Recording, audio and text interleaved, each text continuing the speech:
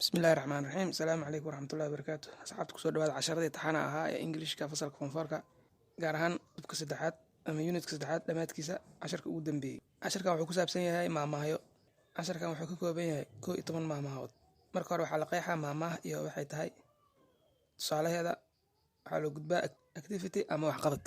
waxaa la dhahay proverbs maamahyo. maamaha maxaa la dhahaa? hadii la qeexayo maamaha waxaa lagu qeexaa proverbs maamahyada are short words, waa erayo kooban of wisdoms oo ah xikmad, dad kuwaasoo are delivered laga soo guuriyey from one generation jiil to generation ilaa jiil kale.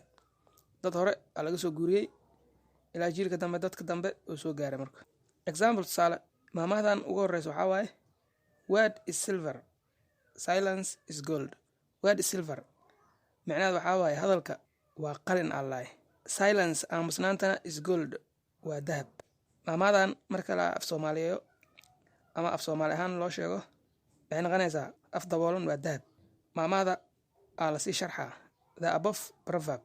maamadan kore emphasize waxay adkeynaysaa the importance faa'iidada of controlling ee xakameynta your words hadalkaaga and general self control iyo isxakameynta nafta, qof walba naftiisa inuu ka adkaado. activity-ga afraad waxaa waaye we will explain, waxaan sharxi doonaa the meaning macnaha of the flowing proverbs. maamahyadan soo socdaan ala micnayna Soomaaliya lagu sheegaa.